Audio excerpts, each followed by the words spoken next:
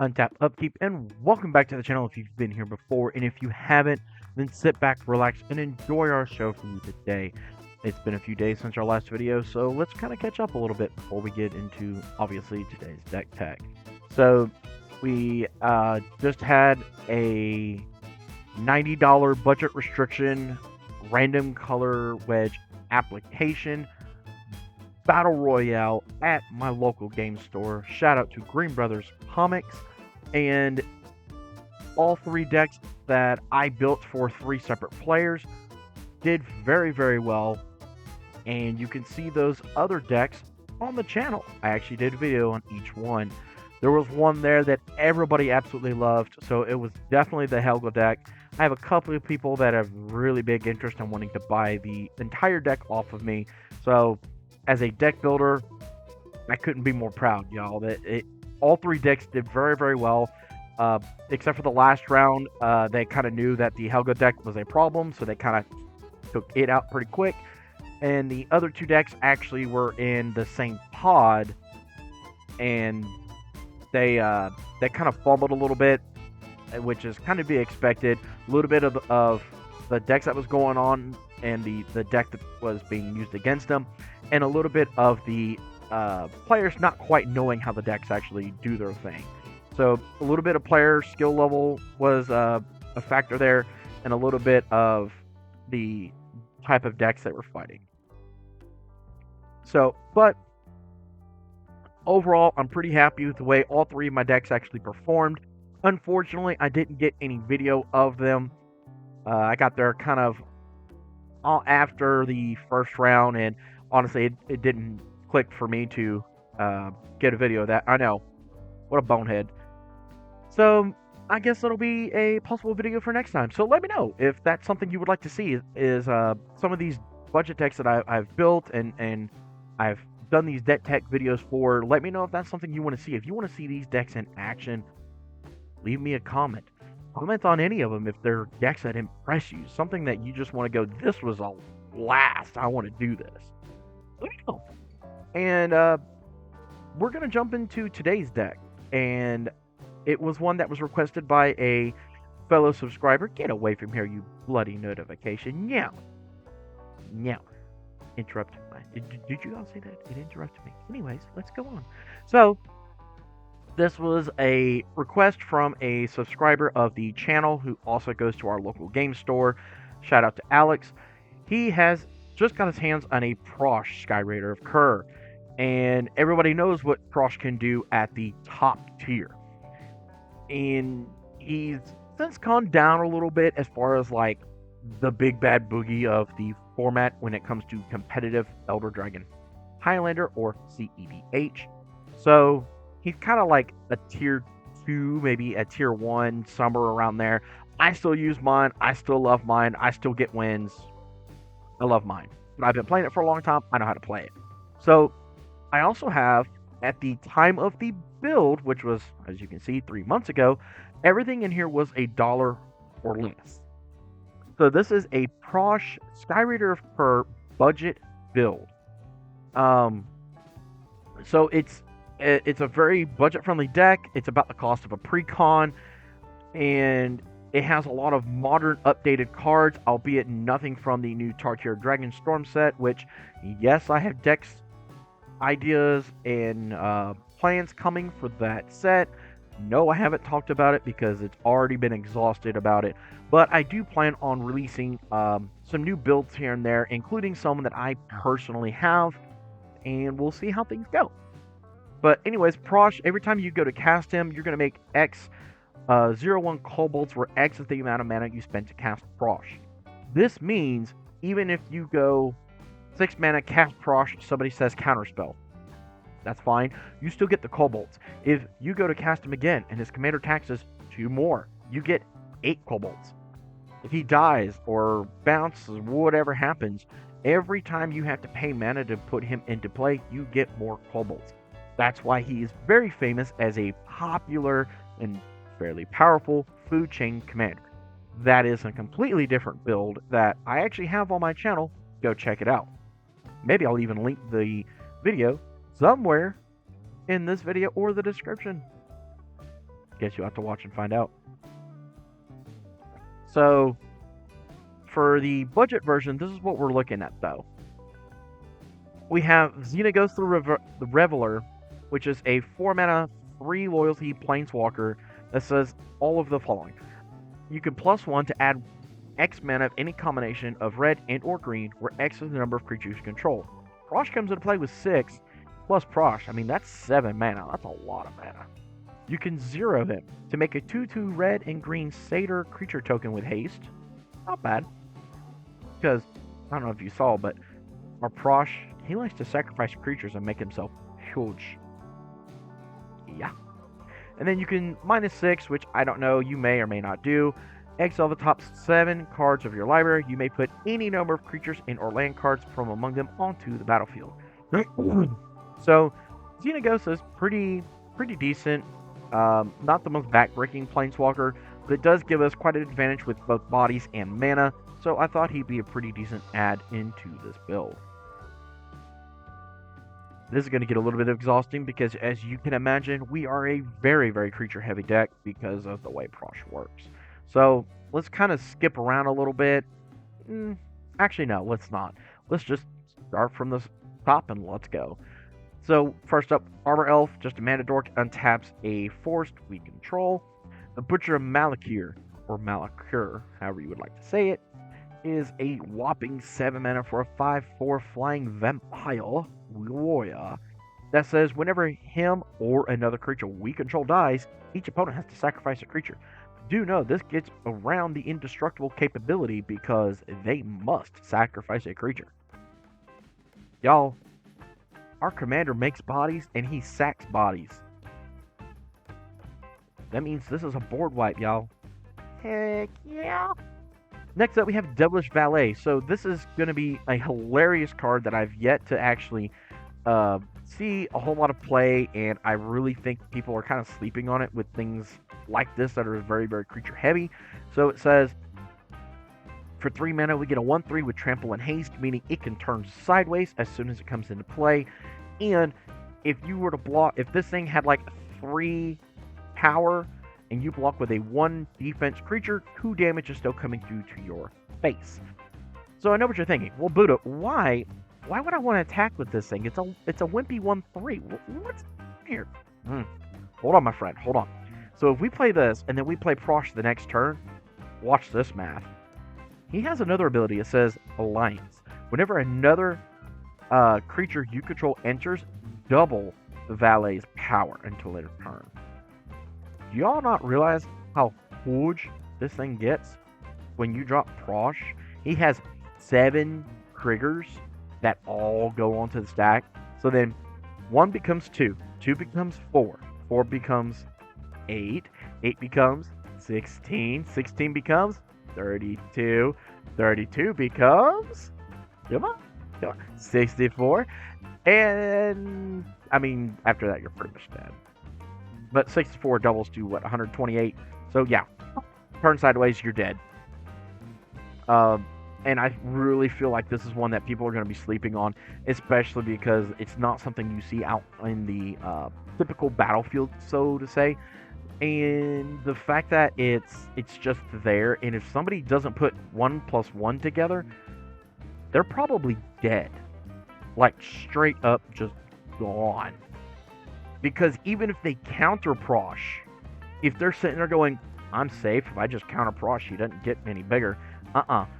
Prosh's ability is a cast ability, not an enters ability. So even if you counter my Prossh, I still get 6 kobolds from his first casting.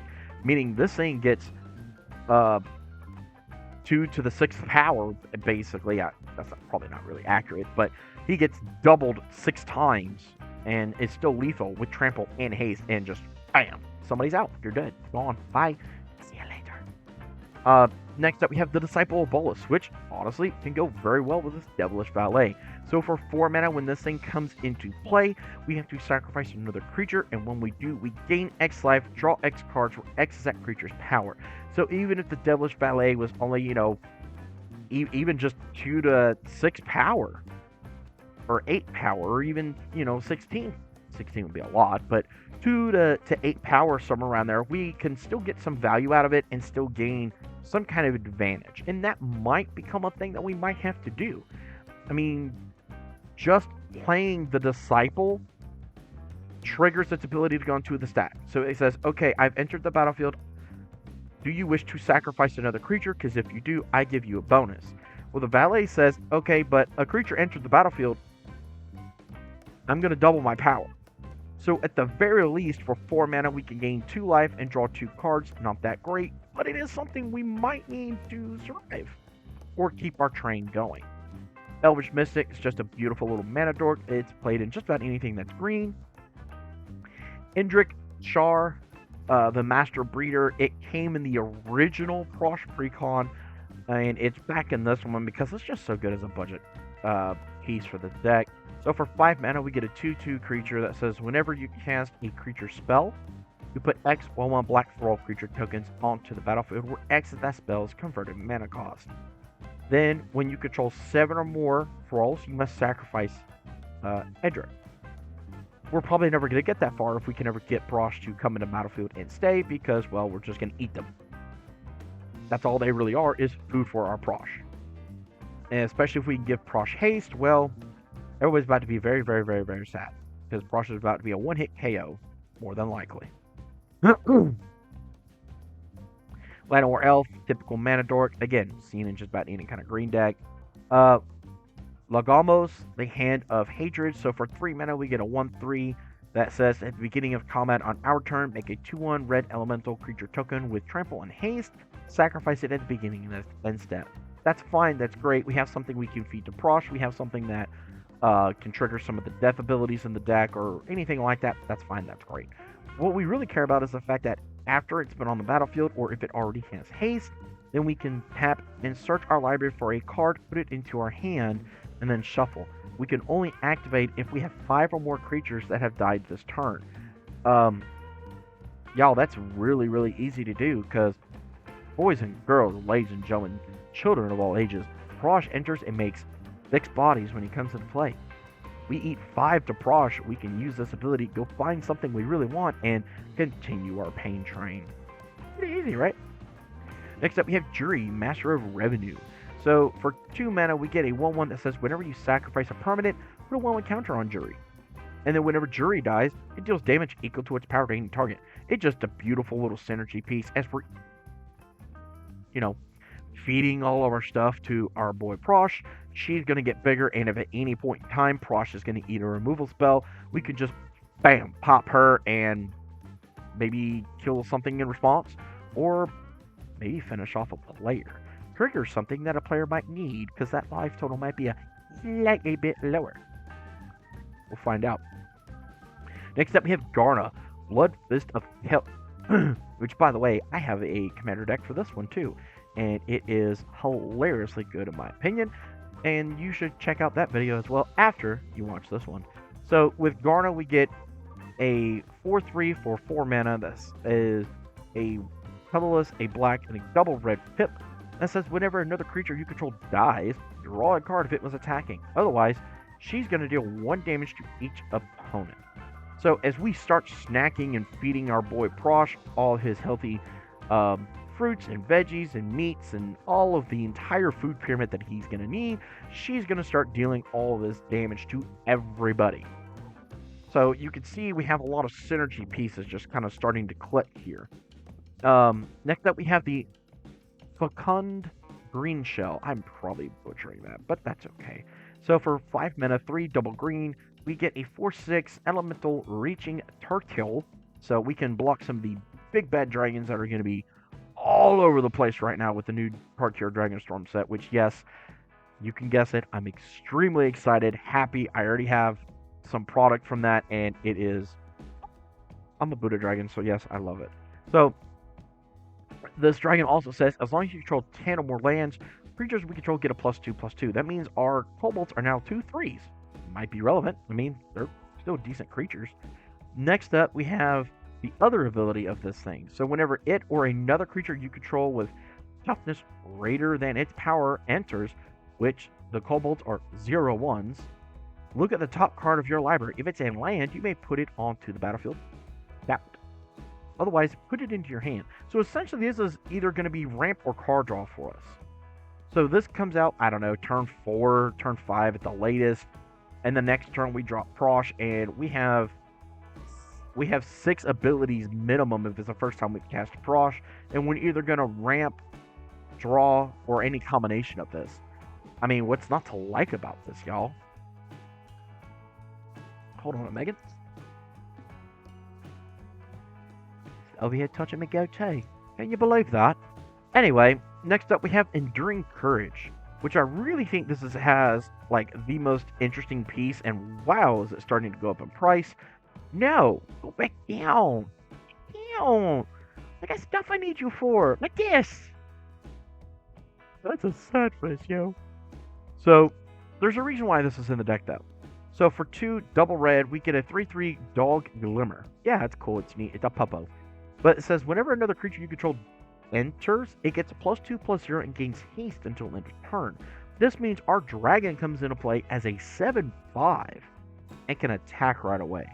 And if we happen to have something like, oh, I don't know, Edric on the battlefield, we make 6 kobolds because he's a 6 mana cost dragon, and then they all are 2/1s with haste that we can start turning sideways. Oh, I mean, the thralls are 3/1s.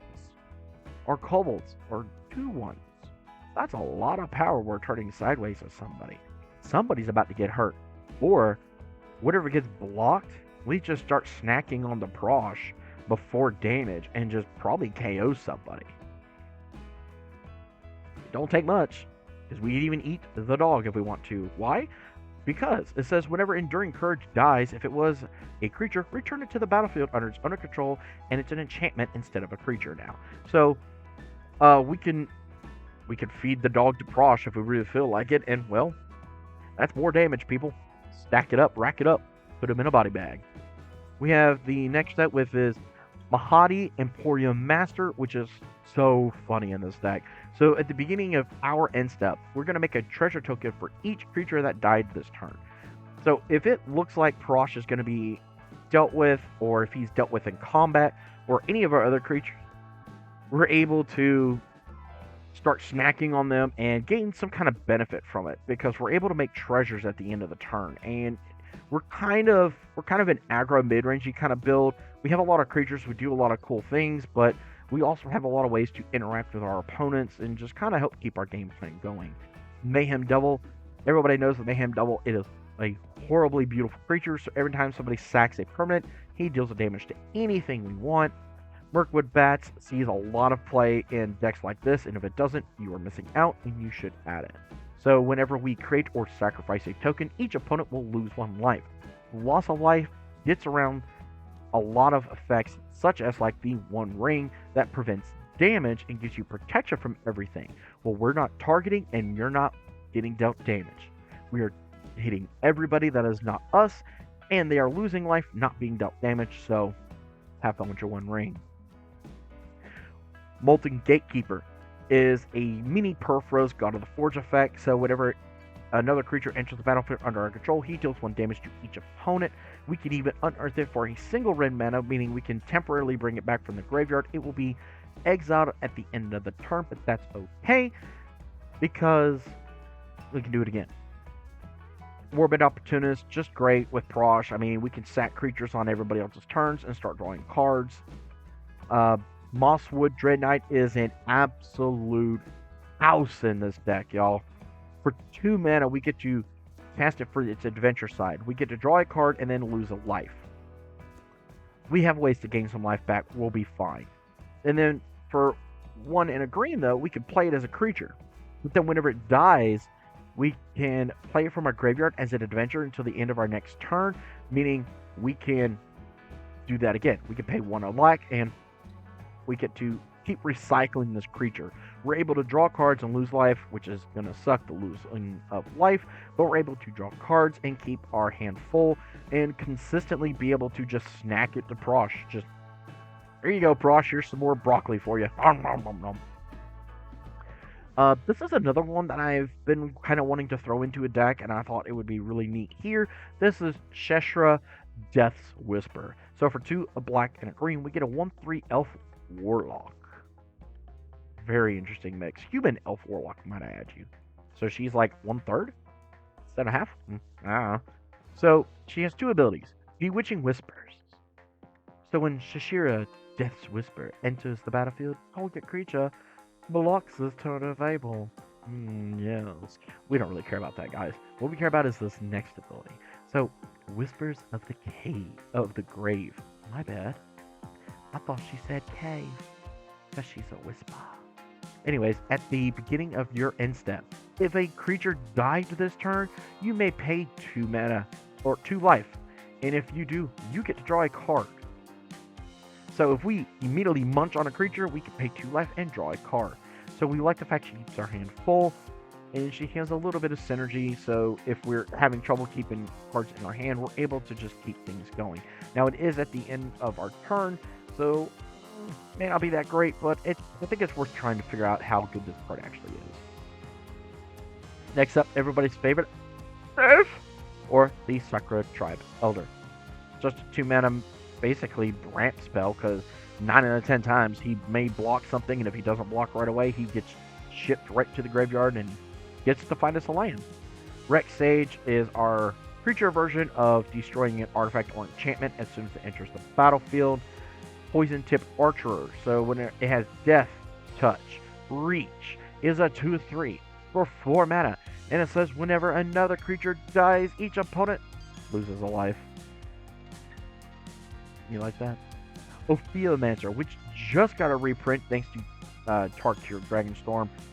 So very glad for this, because this card was expensive for a while. If I remember correctly, this also was in the original Prossh build, for good reasons. So for 3 mana, we get a 2/2 human shaman. This says at the beginning of each upkeep, if you control no snakes, you get to create a snake, and it has a Vendetta touch. We like having the snake, so when the snake comes in, we're able to immediately eat it to Prossh or one of our other effects. We can even keep things like the Molten Gatekeeper trigger on everybody's turn, thanks to the way this works. Excuse me.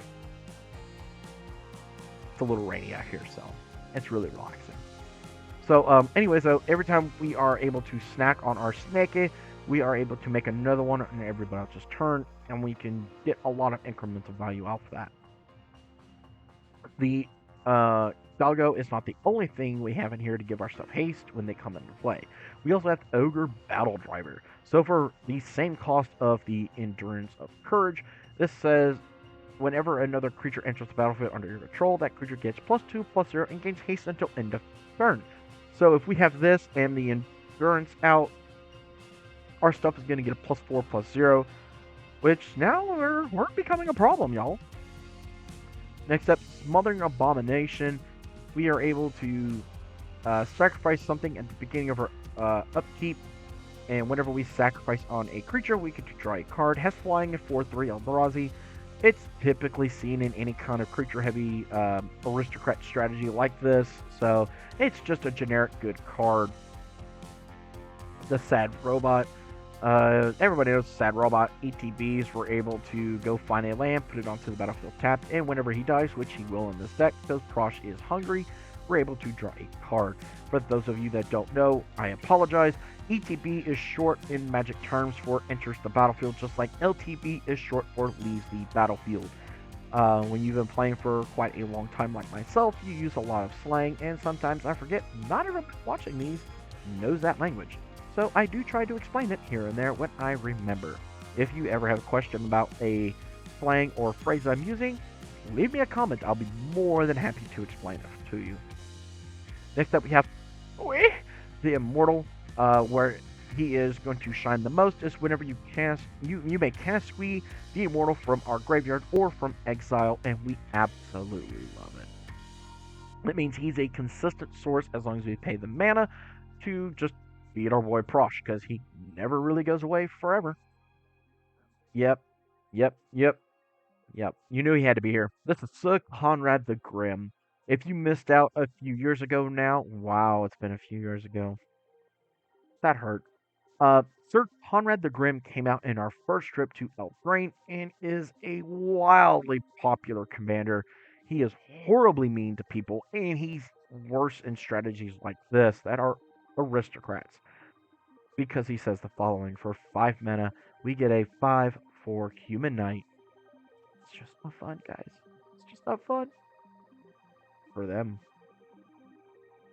He says whenever another creature dies, or a creature card is put into a graveyard from anywhere other than the battlefield.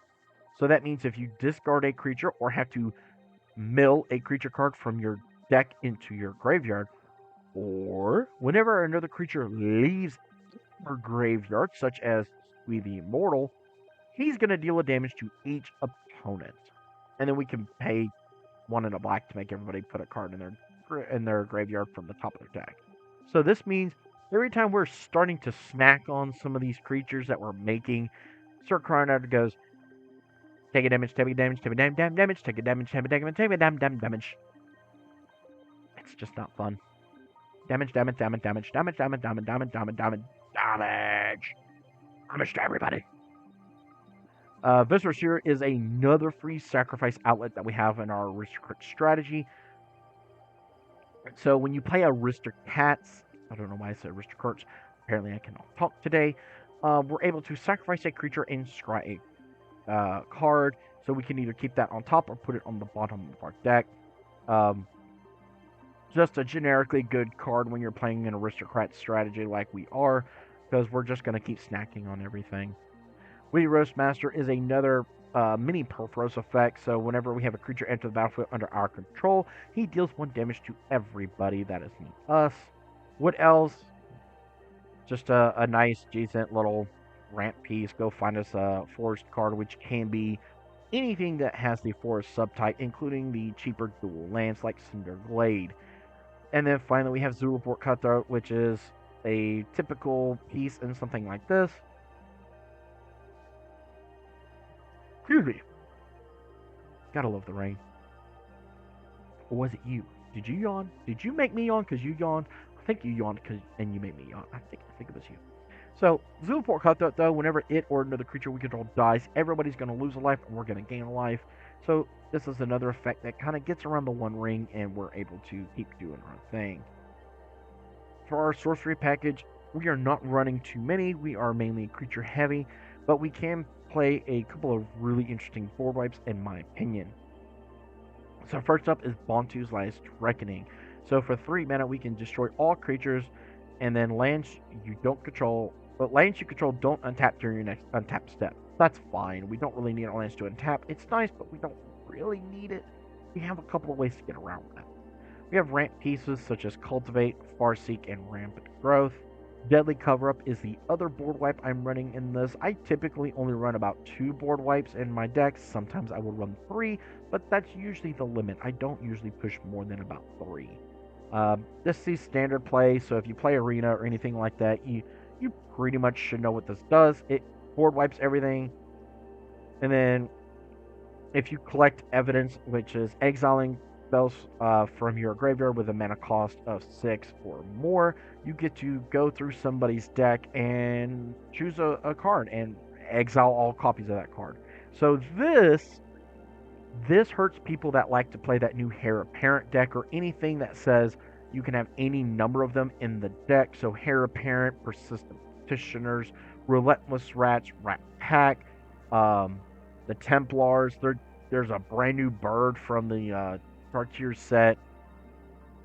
Even Dragon's Approach, anything like that, you're able to go through and like wreck their whole deck. You can just check it all because it goes for their hand and their deck. It rips all of it out of the deck, and you can just pull it all and just smile at them and go, "So, what do you do now, wizard?" Thank you, Lord of the Rings. We also are running a little bit of card draw in our sorcery package with Knight's Whisper and the Shamanic Revelation.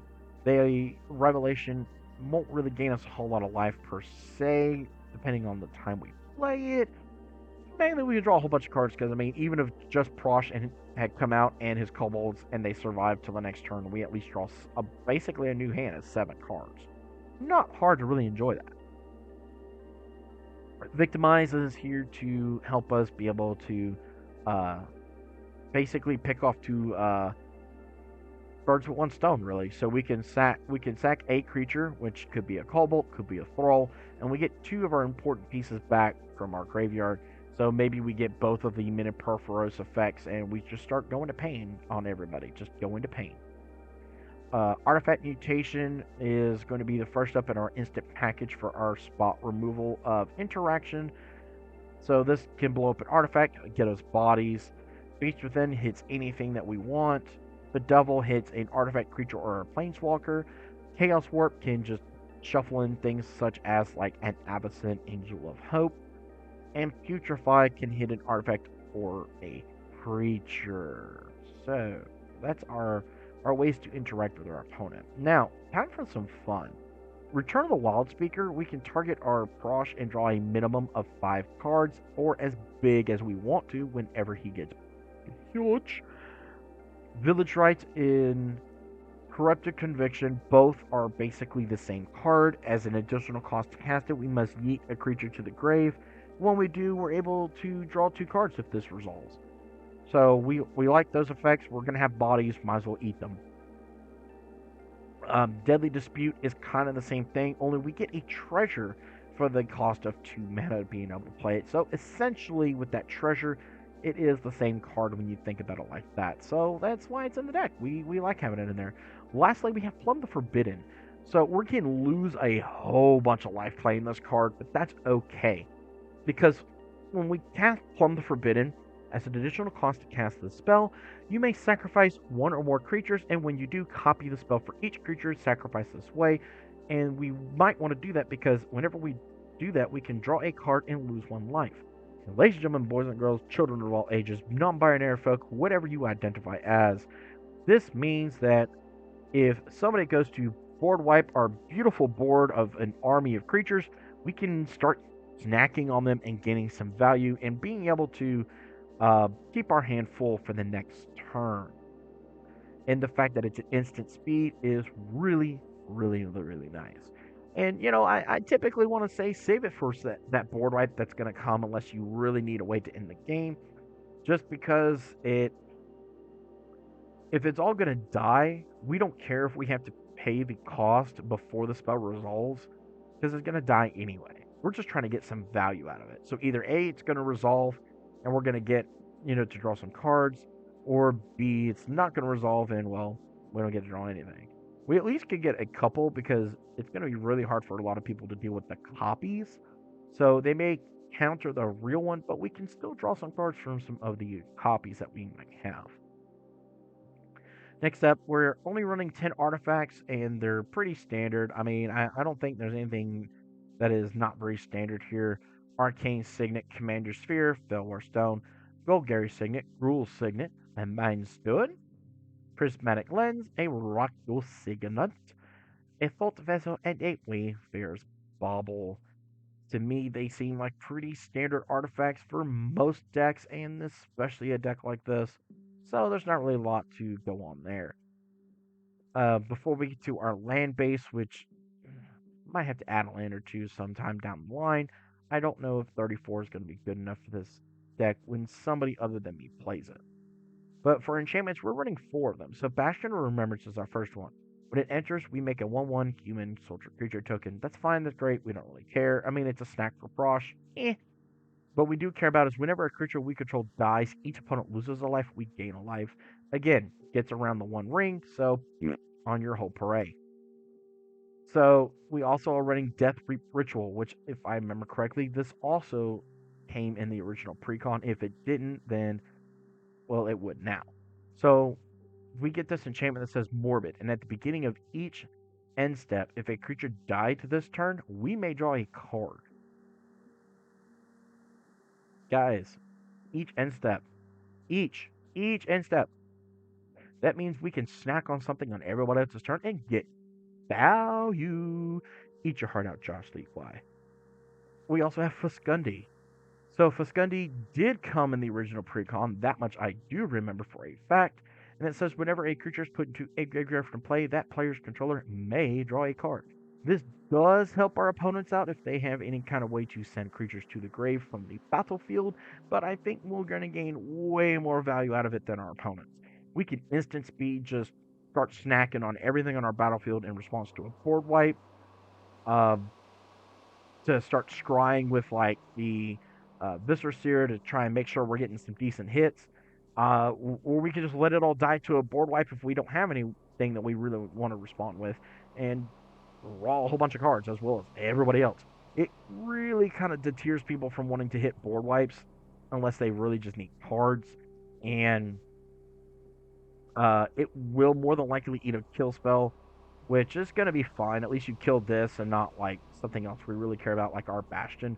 I think our Bastion has the same, if not a little bit more value, just because of how it works. I don't know. I don't know. You might want to hit this one too, though. Moldvine Reclamation was not in the original precon, and I think it would be now because of how it worked. Yeah, you like that?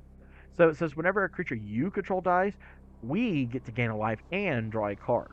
So I think if you're trying to blow up enchantments, any one of these 4 enchantments are great targets. I honestly think Moldvine Reclamation might be the one I would hit first, and then the Bastion, and then Pascundi. Deathrite Ritual will be a little bit difficult for us to pull off if we don't have enough creatures to keep the train going, as well as some kind of free outlet that lets us sacrifice, which we only have a very limited number of them. So that's kind of the order I would probably go, because I don't really fear about drawing the cards per se when everything dies, but if you're gaining life and drawing cards, that does start to add up after a while. That means that commander damage is going to be my best friend. Lastly, and certainly not least, we have our wonderful land package here, which is going to be pretty standard, I feel, especially in today's modern commander deck builds. We got all the temples in here. We have uh, the cheap check lands in here. We have the cheap dual lands in here. We have a lot of basics. We have our one cheap tri-land with Savage Lands. We, of course, have our one copy of Land Destruction, which I think is something that Wizards needs to start looking into adding into these precons when they start to build them, is Demolition Field or Field of Ruin, anything like that. Because I really think people are sleeping on the lands in the game now that are just, they're boogeymen, people. They are boogeymen. I mean, the first one that comes to my mind, which would be a great upgrade to this deck, is Fountain Port. It lets you just sack a token and draw a card. Oh my lord, guess who would love that?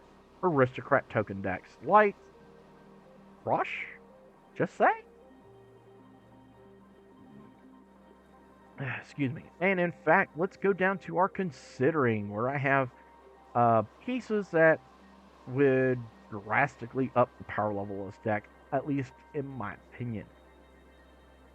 First up, we have Minkskin Boo, who is a 4-mana, 3 loyalty planeswalker, and whenever it enters the battlefield or at the beginning of our upkeep, we make a Boo, which is a 1/1 legendary human red hamster creature token with Trample and Haste.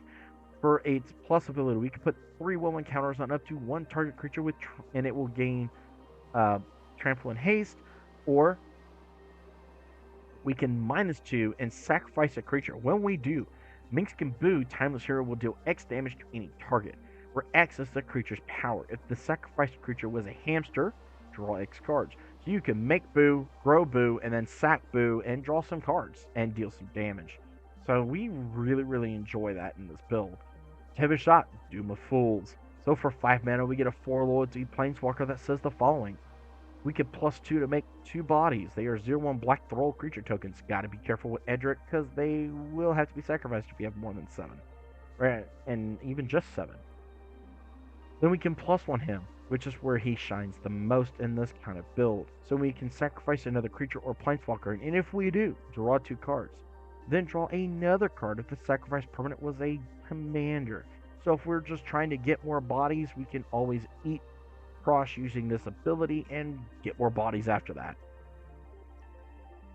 Finally, his -10, which is the reason why people pretty much kill him ASAP, is -10, gain control of all commanders. Put all commanders from the command zone onto our battlefield under our control. So we can steal everybody's commander.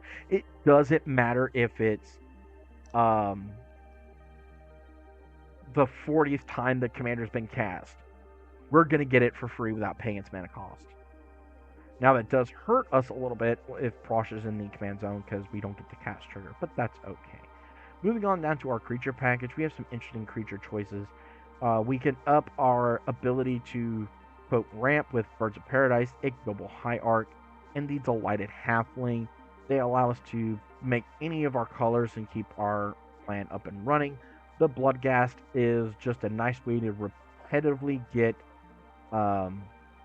something back every time we play on land. Braids, we can eat something, and when we do, we're able to make people sack something else, or we get to have them lose 2 life and draw a card. Chatterfang, Squirrel Gang, y'all. Every time we make Prossh tokens, we're able to make Squirrel tokens. Pompey Swarm, at the beginning of our end step, if a creature died this turn, we get to create a token that's a copy of Pompey Swarm. Warren Soul Trader, sack something that's a creature, make treasure. Yes, it goes infinite with Gravecrawler, which actually would be a better choice in here than the Bloodghast. You just start making infinite mana and drain everybody infinitely.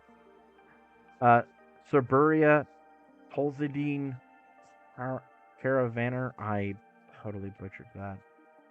I butchered that bad. So we could go a fun route with this. This might actually be a horrible card to add here, but I just thought it'd be something funny. So for 1 mana, another target creature with power 2 or less can't be blocked this turn, or we can pay 1, a red, tap it, discard our hand. So end of turn, whenever a creature you control with power 2 or less deals combat damage to a player, we get to draw a card.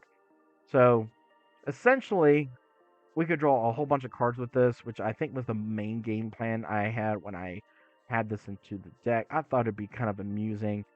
You don't really have to use it. We have quite a bit of card draw. You could probably substitute this for a Gravecrawler, which just got reprinted thanks to Aether Drift and is probably very budget friendly now. And of course, the big boogeyman of the room is the Pitiless Plunderer. So whenever another creature we control dies, we can create a treasure token. So between the Soul Trader and the Pitiless Plunderer, we're able to basically go infinite and just swarm the board and deal infinite damage. So even on a budget version of the deck, if you upgrade this for its what, I don't know, 50 so 60, almost another $100 without any kind of tweaks here and there. So for a little bit over $100, you could really upgrade this deck and just body people. And you don't even have tutors. You don't have tutors. You don't have the best lands. You don't have the best mana base, and you still can catch bodies with a slightly upgraded Prossh. Moving on down our list, the Song of Totenan's. We can generate a whole bunch of mana or infinite mana, make a whole bunch of X1 rat creature tokens. With this creature can't block, and creatures we control gain haste until end of turn. So essentially, we can make army in a can. If we started doing infinite mana loops, we have an outlet for that. Abrupt Decay and Assassin's Trophy are just upgrades to the spot removal. Skull Clamp is always a great card in anything that has little cheap tokens, because you can just pay 1, play it, pay another 1 to equip it to, I don't know, a 0/1 Cobalt. It's going to die immediately, and then this says whenever another creature dies, you get to draw 2 cards. Oh no, card advantage. Whatever will we do? Bad llama! Finally, last and not least, we are running down to our enchantment package with Impact Tremors and Goblin Bombardment. The Impact Tremors is another Perforos effect, meaning that whenever we have something on our battlefield that's a creature enters, we get to deal damage to everybody. Goblin Bombardment is another free sacrifice outlet that we can just start throwing bodies into this thing and dealing damage. Grave Pact is another way that we can keep our enemy's board clear, so every time we have a creature die, they have to sacrifice something. And finally, we have Awakening Zone, which gets our train running just a little bit early. So at the beginning of our upkeep, we may create a 0/1 Eldrazi spawn creature token with Sack It, add a colorless mana to our mana pool. And that is our considering board. So if you have some of these cards or all of them, you have an idea of things that would be really fun and powerful to add to the deck. You don't necessarily have to have them, though. I think like this little bracket 2 budget friendly deck can hang with most tables. Granted, be ready. People hate Prossh. People suspect Prossh is a combo heavy food chain, infinite mana outlet, and you're probably going to get hit very, very hard. So, my suggestion is pick the person that is the problem, other than yourself, of course, and hit them even harder back or first. You need to be able to sit down at the table and go, okay, you're the problem other than me. You have to go first. Look at people that have a lot of interaction or very controlling, because those are the ones that are probably going to stop us the most. Our mana curve is nice and beautiful. We ramp up pretty well from the 1 to 3, and then we slowly dip back down. I really like the mana curve of this deck, and I think it's just an absolute blast. I mean, even that quick little sample hand, we're ramping out like a train. We're gonna start the pain train coming, son. Oh yeah, the pain train is coming. This hand I don't like. No green, no keep. This hand has potential.